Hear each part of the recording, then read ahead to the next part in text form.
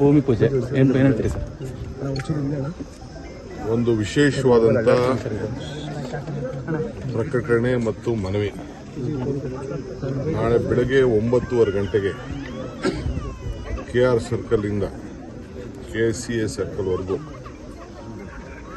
ತ್ರಿವರ್ಣ ನಮ್ಮ ರಾಷ್ಟ್ರೀಯ ಧ್ವಜ ಹಿಡಿದು ಈ ದೇಶದ ಎಲ್ಲ ನಮ್ಮ ಸೈನಿಕರಿಗೆ ಗೌರವನ ಸಲ್ಲಿಸಿ ಭಾರತದ ಏನು ನಮ್ಮ ಭಾರತದಲ್ಲಿ ಏನು ಒಂದು ಪರಿಸ್ಥಿತಿ ಉಂಟಾಗಿದೆ ಅದಕ್ಕೆ ಬೆಂಬಲವನ್ನು ವ್ಯಕ್ತಪಡಿಸಿ ನಾವು ಒಂದು ಮಾರ್ಚನ್ನು ಮಾಡಬೇಕು ಅಂತೇಳಿ ತ್ರಿವರ್ಣ ಧ್ವಜ ಹಿಡಿದು ನಾವು ತೀರ್ಮಾನ ಮಾಡಿದ್ದೇವೆ. ಇದಕ್ಕೆ ಪಾರ್ಟಿ ಪಕ್ಷ ಏನೂ ಇಲ್ಲ, ಎಲ್ಲ ಪಾರ್ಟಿಯವರು ಕೂಡ ನಾನು ಆಹ್ವಾನಿಸ್ತಾ ಇದ್ದೇನೆ. ಯಾರು ಅವರ ಖಾಸಗಿಯವರು ಇರ್ಬೋದು, ವಿದ್ಯಾರ್ಥಿಗಳಿರ್ಬೋದು, ಪಕ್ಷದವರು ಇರ್ಬೋದು, ಎಲ್ಲರೂ ಕೂಡ ತ್ರಿವರ್ಣ ಧ್ವಜವನ್ನು ಹಿಡಿದು KR ಸರ್ಕಲಿಂದ 9:30 ಗಂಟೆಗೆ ಭಾಗವಹಿಸಬೇಕು. ಸರ್ಕಾರಿ ನೌಕರ ಸಂಘದವರು ಕೂಡ ನಾವು ಇದರಲ್ಲಿ ಭಾಗವಹಿಸ್ತೀವಿ ಅಂತ ಹೇಳಿದ್ದಾರೆ. ಯಾವುದೇ ಅಧಿಕಾರಿಗಳು ಬರ್ಬೋದು, ಯಾವುದೇ ಪಕ್ಷದವರು ಬರ್ಬೋದು. ಸೊ ಸಂಘಟನೆ, ಕನ್ನಡಪರ ಸಂಘಟನೆ ಇರ್ಬೋದು, ಚಲನಚಿತ್ರ ವಾಣಿಜ್ಯ ಮಂಡಳಿ ಇರ್ಬೋದು, ಇಂಡಸ್ಟ್ರೀಸು, ಚೇಂಬರ್ ಆಫ್ ಕಾಮರ್ಸ್ ಇರ್ಬೋದು, ವಿದ್ಯಾರ್ಥಿಗಳಿರ್ಬೋದು, ಶಿಕ್ಷಕರಿರ್ಬೋದು, ಎಲ್ಲರೂ ಕೂಡ ನಾವು ಆಹ್ವಾನವನ್ನು ಕೊಡ್ತಾ ಇದ್ದೇವೆ. ಸೊ ಮುಖ್ಯಮಂತ್ರಿಗಳು ಕೂಡ ಮತ್ತು ಎಲ್ಲ ಕ್ಯಾಬಿನೆಟ್ ಮಿನಿಸ್ಟರ್ ಕೂಡ ನಾನು ರಿಕ್ವೆಸ್ಟ್ ಮಾಡ್ತಾ ಇದ್ದೀನಿ. ಎಲ್ಲರೂ ಕೂಡ 9:30 ಬಂದು ಜಸ್ಟ್ ಒಂದು 3/4 ಗಂಟೆ ಆಗ್ತದೆ ಅಷ್ಟೇ. ವಿಧಾನಸೌಧ ಎದುರುಗಡೆ ರಾಷ್ಟ್ರಧ್ವಜ ಹಿಡಿದು KR ಸರ್ಕಲ್ನಿಂದ ಗೌರವನ ಸಲ್ಲಿಸುವಂಥದ್ದು, ಐಕ್ಯತೆಯನ್ನು ಮಾಡೋದು, ಅವರು ಮಾಡಿದಂಥ ನಮ್ಮ ದೇಶದ ಗೌರವನ ರಕ್ಷಣೆ ಮಾಡಿದಂಥ ಯೋಧರಿಗೆ ನಮನವನ್ನು ಸಲ್ಲಿಸುವಂಥದ್ದು, ಸರ್ಕಾರದ ಪರವಾಗಿ ನಿಲ್ಲುವಂಥದ್ದು, ಇದು ನಮ್ಮ ಧೋರಣೆ ಆಗಿದೆ. ಸೊ ಎಲ್ಲರಿಗೂ ಕೂಡ ಭಾಗವಹಿಸಬೇಕು ಅಂತೇಳಿ ನಾನು ಮನವಿ ಮಾಡ್ತಾ ಇದ್ದೀನಿ. ಇದೇ ಅಫಿಷಿಯಲ್ ಇನ್ವಿಟೇಷನ್ ನಾನು ವ್ಯಕ್ತಪಡಿಸ್ತಾ ಇದ್ದೀನಿ.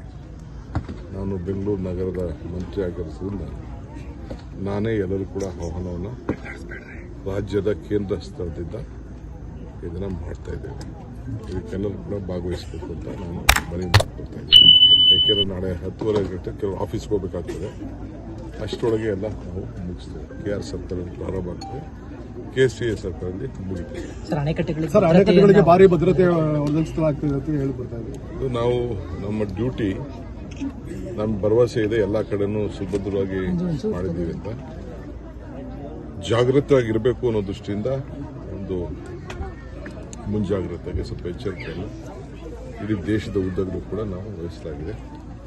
ಈಗಾಗಲೇ ಯಾರು ಅಂಥವರಿದ್ದಾರೆ ಅವ್ರನ್ನೆಲ್ಲ ಕೂಡ ವೈಂಡ್ ಅಪ್ ಮಾಡೋಕ್ಕೆ ಕಿಡಿಗೇಡಿಗಳು ಯಾರೇ ಇದ್ದರೂ ಕೂಡ ಅದ್ರ ಬಗ್ಗೆ ಗಮನವನ್ನು ನಮ್ಮ ಸರ್ಕಾರ ವಹಿಸಿದೆ. ನಮ್ಮ ಹೋಮ್ ಮಿನಿಸ್ಟ್ರು ಕೂಡ ಎಲ್ಲ ರಿವ್ಯೂ ಎಲ್ಲ ಮಾಡ್ತಾ ಇದ್ದಾರೆ. ಸೊ ಪೊಲೀಸ್ ಆಫೀಸರ್ಸು ಎಲ್ಲ ಕೂಡ ಇದನ್ನು ಗಮನ ವಹಿಸ್ತಾರೆ. ಸೊ ಎಲ್ಲ ಸಾರ್ವಜನಿಕರು ಕೂಡ ಇದಕ್ಕೆ ಸಹಕಾರ ಕೊಡಬೇಕು ಅಂತ ಹೇಳಿ ನಾನು ಮಾಡಿದ್ದೀನಿ. ಸರ್, ಈ ಪಾಕಿಸ್ತಾನಿಗಳೆಲ್ಲ ಇದ್ರಲ್ಲ, ಅಂದರೆ ಅವರು ವಾಪಸ್ ಕಳಿಸ್ಬೇಕು ಅಂತ ಅವ್ರದ್ದು ಲಿಸ್ಟ್ಗಳೇನಾದರೂ ಸಿಕ್ಕಿದೆ? ಎಷ್ಟು ಜನ ಇದ್ರು? ಅದನ್ನು ಡಿಸ್ಕ್ಲೋಸ್ ಮಾಡೋಕ್ಕೆ ತಯಾರಿಲ್ಲ. ಅದು ಹೋಮ್ ಮಿನಿಸ್ಟ್ರು ಕಾನ್ಫಿಡೆನ್ಷಿಯಲ್ಗೆ ಆ ವ್ಯವಸ್ಥೆಯನ್ನು ಮಾಡ್ತಾರೆ. ಯಾಕೆಂದರೆ ಕೆಲವು ಸಂದರ್ಭದಲ್ಲಿ ಬೇರೆ ಬೇರೆ ಅನುಮಾನದ ರೀತಿಯಲ್ಲಿ ಅನೇಕ ವಿಚಾರಗಳು ಪ್ರಾರಂಭ ಆಗ್ತದೆ. ನಾವು ಅದನ್ನು ಪ್ಯೂರ್ಲಿ ಹೋಮ್ ಡಿಪಾರ್ಟ್ಮೆಂಟ್ಗೆ, ಪೊಲೀಸ್ ಅಧಿಕಾರಿಗಳಿಗೆ ಅದನ್ನು ಬಿಡ್ತೇವೆ. ಅಲ್ಲಪ್ಪ, ಈಗ ನೆನ್ನೆ ತಾನೇ ನಾವು ರಿಸರ್ವೇಷನ್ ಟೈಮ್ ಕೊಟ್ಟಿದ್ವಲ್ಲ, ಎಲ್ಲರಿಗೂ ಟೈಮ್ ಕೊಟ್ಟಿದ್ದೀವಿ. ಎಲ್ಲರೂ ವಾಪಸ್ ಏನೇನಿದೆ ನಿಮ್ಮದು ರೆಕ್ಟಿಫೈ ಮಾಡ್ಕೊಳ್ಳಿ, ಘೋಷಣೆ ಮಾಡ್ಕೊಳ್ಳಿ ಅಂತ ಹೇಳಿದ್ದೇವೆ. ಮುಖ್ಯಮಂತ್ರಿಗಳೇ ಪ್ರೆಸ್ ಕಾನ್ಫರೆನ್ಸ್ ಮಾಡಿದ್ದಾರೆ ಅಷ್ಟು.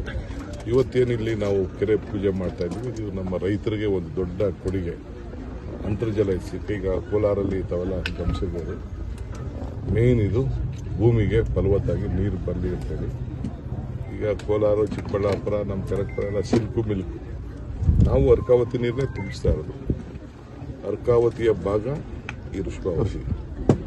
ಸೊ ಅದಕ್ಕೆಲ್ಲ ಮಾಡ್ತಾ ಇದ್ದೀವಿ. ಪ್ಯೂರಿಫಿಕೇಷನ್ ಆಗ್ತದೆ. ಪ್ಯೂರಿಫಿಕೇಷನ್ ಆಗಿ 2 ಟೈರ್ ಪ್ಯೂರಿಫಿಕೇಷನ್ ಆಗಿ ಆ ನೀರನ್ನ ಎಲ್ಲ ಕಡೆನೂ ಮಾಡ್ತಾ ಇದ್ದೀವಿ. ಸೊ ಬೆಂಗಳೂರಿಂದ ಎತ್ತಿನೋಡೆ ನೀರದು ಕೂಡ ಒಂದು ಕಡೆ ಎಲ್ಲ ಮುಂದಿನ ದಿನದಲ್ಲಿ ಎಲ್ಲ ಕಡೆನೂ ಬರ್ತದೆ. ಸೊ ಮೊನ್ನೆ ತಾನೇ ನಾನು ಸತ್ಯಗಾಲಕ್ಕೆ ಹೋಗಿದ್ದೆ. ಆ ಭಾಗಕ್ಕೆಲ್ಲ ಅದು ಅನುಕೂಲ ಆಗ್ತದೆ. ಸೊ ಅದನ್ನು ಕೂಡ ಉಳಿದಂಥ ನೀರು ವರ್ಕಾವತಿನೇ ಹೋಗ್ತದೆ. ಮತ್ತಷ್ಟು ಸುದ್ದಿಗಳಿಗಾಗಿ ನೋಡ್ತಾ ಇರಿ ಪಬ್ಲಿಕ್ ನ್ಯೂಸ್ 24x7. ಇದು ಸತ್ಯದ ಧ್ವನಿ.